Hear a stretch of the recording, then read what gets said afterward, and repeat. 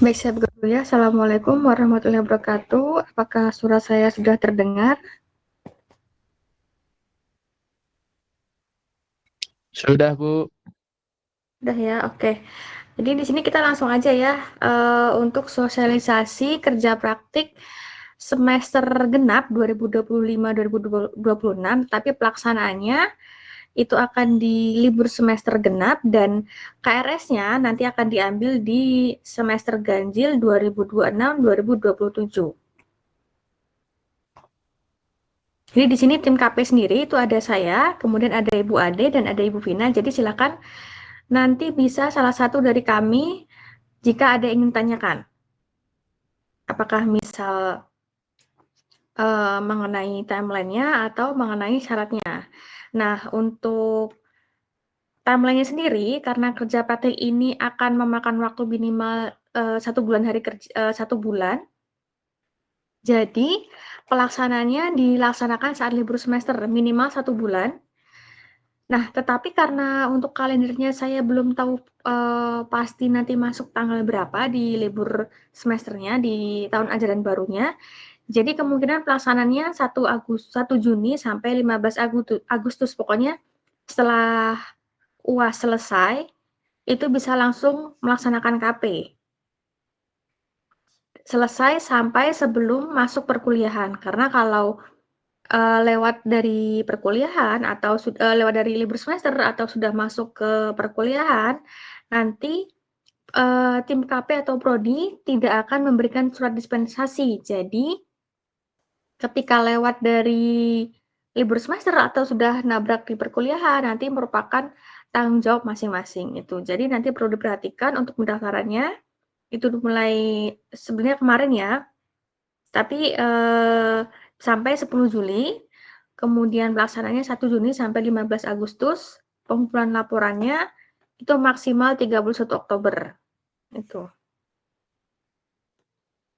Nah, untuk syaratnya, untuk angkatan 23 sudah memenuhi semua ya, jadi minimal mahasiswa semester 5, kemudian nanti ada transkrip, tidak perlu ditandatangani untuk transkripnya, tapi harus mengajukan formulir pengajuan KP yang ditandatangani oleh dosen wali dan koordinator KP, kemudian mengajukan surat pengantar KP dari prodi ke fakultas. Nah, tetapi nanti tanda tangannya karena sekarang sudah ada peraturan wajib didesain ya, jadi nanti tanda tangannya didesain semua, terutama untuk Pak Tirta. Nah, kemudian di sini ada alurnya. Yang pertama mengisi formulir pendaftaran KP. Nah, formulir pendaftaran KP ini kan isinya ada tanda tangan mahasiswa sendiri, kemudian ada tanda tangan dari dosen wali, dan ada tanda tangan dari koordinator KP. Itu diupload di website atau di Gform itu. Kemudian setelah diupload, itu kan ada isinya ya, ada nama, NIM, instansi yang dituju, periode KP, nah itu dilengkapi semua. Setelah itu nanti menunggu tim KP untuk mengisikan dosen pembimbingnya. Setelah dapat dosen pembimbing, nanti mengajukan surat pengantar KP. Nah, surat pengantar KP, nanti tanda tangannya tanda tangan Kaprodi. Nah, misal majunya secara berkelompok, nah nanti ngajuin surat formulir pendaftaran KP-nya itu sendiri-sendiri. Yang bareng cuma surat pengantar KP dari prodi ke fakultas. Jadi misal nanti kalau mau mengajukan ke Digisign, ya sendiri-sendiri. Kalau yang ini unggah formulir yang pendaftaran KP untuk misal untuk tanda tangan misal ada 4 orang, 4 orang itu punya dosen wali yang berbeda. Nah, berarti masing-masing mahasiswa tadi mengajukan sendiri-sendiri pendaftaran KP-nya ke dosen masing-masing, kemudian ke saya. Setelah itu dikumpulkan ke website. Setelah itu dapat surat pembimbing, dapat dosen pembimbing. Setelah dapat dosen pembimbing, baru mengajukan surat pengantar. Surat pengantarnya tadi tanda tangannya cuma Pak Tirta. Nah, surat pengantar itu boleh misal KP-nya berkelompok, ya sudah 4 orang tadi suratnya satu aja. Itu. Jadi yang mengajukan salah satu aja. Itu yang ke Pak Tirta. Jadi dari beda ya antara surat pendaftaran KP dengan surat pengantar dari prodi, itu beda. Jadi alurnya seperti itu. Nah, kemudian setelah dapat nih surat dari pengantar dari prodi, nanti diupload di fakultas. Nah, dari fakultas kita tunggu balasannya atau tunggu keluar surat pengantarnya, nanti baru dikirimkan ke instansi yang dituju. Nah, setelah itu jika diterima, dapat surat balasan dari instansi, surat balasannya nanti di-upload di FS dan Sains Data. Jadi 2 di-uploadnya, di website prodi dan juga di FS. Nah, dari FS, ketika FS sudah menerima surat balasan tadi, FS akan menerbitkan surat tugas. Nah, surat tugas tadi akan dikirimkan ke masing-masing ke email mahasiswa ya. Nah, itu surat tugas tadi berarti kalau sudah berhasil di surat tugas tadi berarti sudah fix KP gitu. Nah, kalau ditolak, mahasiswa juga wajib mengunggah di website Sains Data. Nah, untuk pengajuan tadi, alur pengajuan tadi hanya bisa dilakukan satu instansi. Jadi tidak boleh dalam satu waktu permohonan itu mengajukan 2 instansi, nggak boleh, harus satu dulu. Jadi ketika boleh mengajukan lagi atau misal daftar di Jakarta nih nggak keterima 15 hari nggak ada kabar, itu baru boleh mengajukan lagi. Atau belum 15 hari tetapi sudah dapat surat penolakan. Nah, itu boleh mengajukan lagi. Jadi surat penolakan itu wajib juga di-upload di website. Jadi tidak boleh dalam satu waktu itu mengajukan 2 instansi. Harus satu aja. Itu.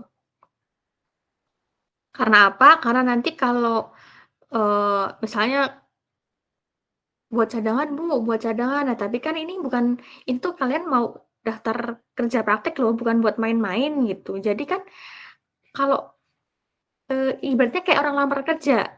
Nanti kan kalau kalian buat main-main kayak cadangan di mana, di mana, di mana, itu kan nanti ya mencoreng nama prodi juga gitu.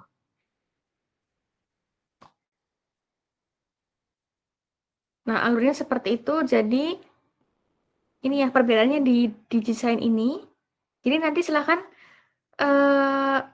beda-beda ya kalau misalkan walaupun berkelompok, untuk formulir yang pendaftaran KP itu tetap sendiri-sendiri, tetapi untuk yang pengajuan KP atau pengantar KP dari prodi ke fakultas itu baru boleh berkelompok. Nah, untuk uploadnya itu juga untuk upload di website Sains Data itu boleh berkelompok. Jadi misalkan tadi yang nomor 2 ini walaupun 4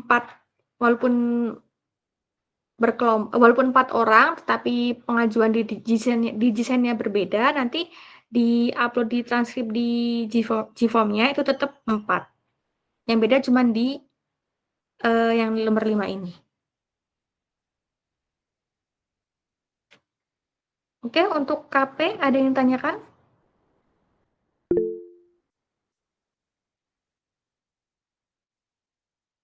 Oke, Fabio.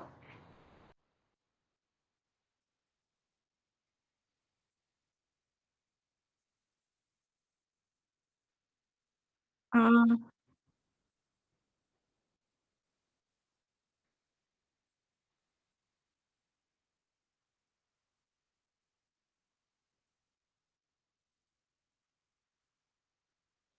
Uh, berapa orang ya? 4 orang ya? Kalau seperti tadi kan berarti karena 4 orang kan dosen walinya beda-beda ya, berarti ada 4.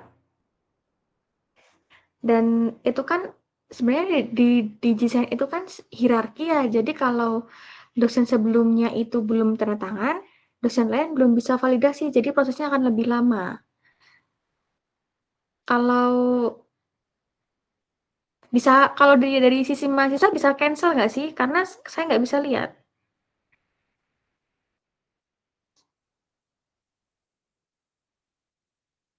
Udah proses ya?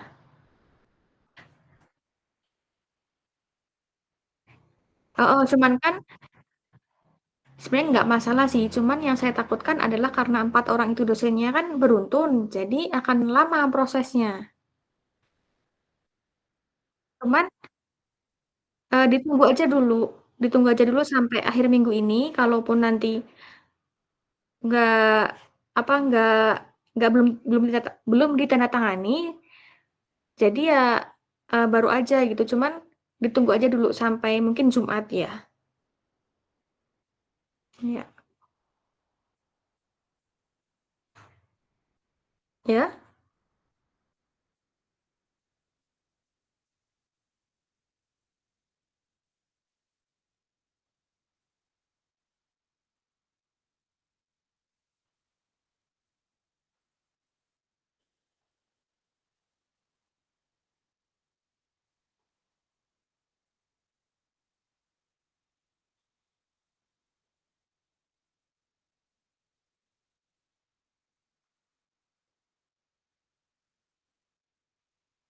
Kalau dari prodi sih tidak ada batasan ya, tapi nanti tergantung dari instansinya sebenarnya. Karena walaupun kelompok kan nanti kalian pengerjaannya juga sendiri-sendiri, individu.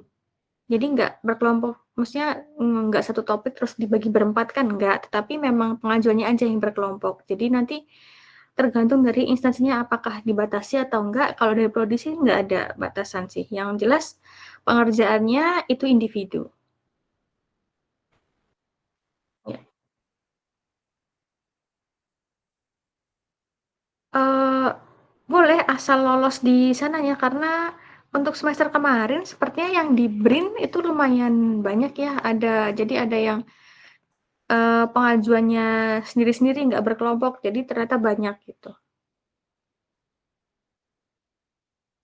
Oke.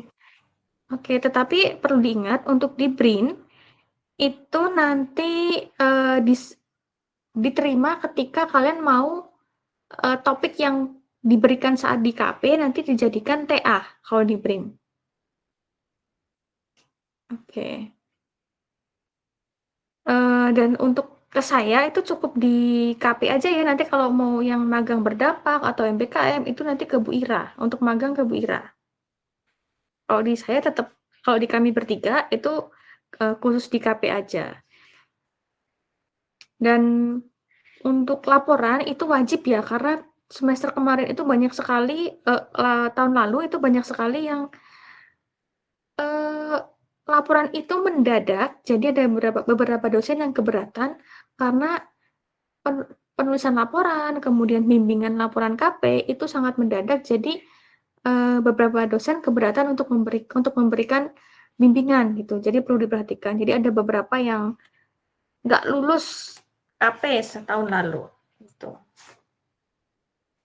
Dan saat di instansi KP lebih baik tanyakan dulu apakah boleh nanti kita mengelola atau mengambil datanya untuk dibuat ke dalam atau dituangkan atau diolah ke dalam bentuk laporan itu nanti ditanyakan juga apakah ada datanya atau enggak gitu karena ada beberapa itu yang KP di instansi ternyata nggak ada datanya nggak ada data yang diolah jadi bingung mau nulis apa di laporannya itu. Oke, Pome. Izin bertanya Ibu, untuk waktu KP ini minimal berapa minggu ya Bu? Sebulan. 4 minggu ya jadi Bu? 4 minggu. Di ini ada kan ya di website berapa minimalnya harinya. Jadi 2 bulan boleh, 2 bulan boleh, tapi minimal sebulan. Baik Ibu, terima kasih. Oke.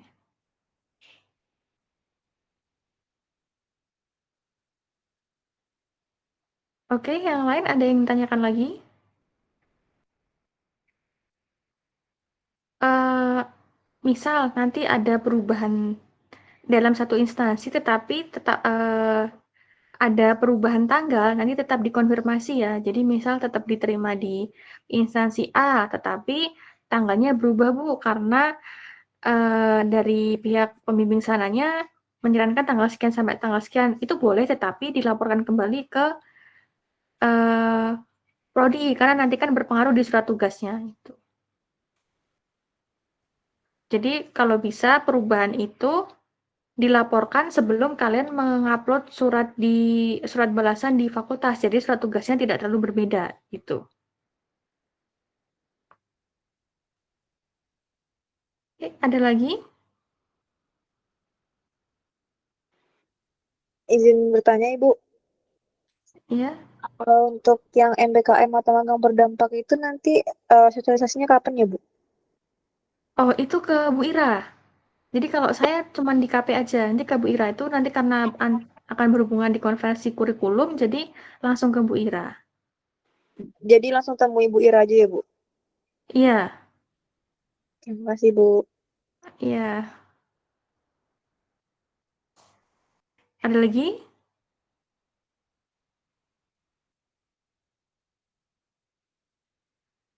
Jadi untuk KP silahkan kalau mau instansi silahkan lihat di database ya, ada banyak tahun lalu tuh ada banyak sekali instansi yang eh, menjadi tempat KP, jadi silahkan cari infonya ke kakak kelas. Siapa tahu kakak kelas masih ada informasi pendaftaran, kemudian ada kontak orang dari instansinya, kemudian administrasinya apa saja yang dibutuhkan, itu silahkan kontak aja. Nah, untuk proposal apakah butuh atau tidak nanti tergantung dari instansi yang dituju. Kalau instansi yang dituju tidak perlu proposal ya tidak perlu. Tapi kalau kalian mau instansi yang mana ternyata ada syarat khususnya ya harus dipenuhi itu. Jadi kalau dari body syaratnya itu aja. Untuk syarat lain-lain nanti menyesuaikan dari pihak uh, instansi yang dituju gitu. Oke, ada lagi?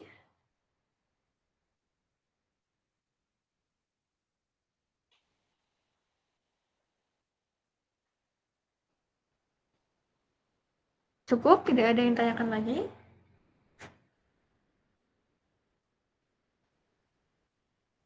Maaf Bu, izin bertanya. Ya. Ini artinya alur pendaftarannya hampir sama kayak semester lalu ya Bu. Cuman bedanya di Gisain itu ya Bu. Iya, bedanya hanya di desain karena kemarin itu tanda tangan Pak Tirtanya yang wajib dipakai elektronik, terus kemarin dapat edaran juga kalau dari ITERA, dari FS, kemudian sekarang harus pakai desain itu untuk administrasi mahasiswa itu. Jadi bedanya di situ aja. Baik, terima kasih Bu. Oke, ada lagi?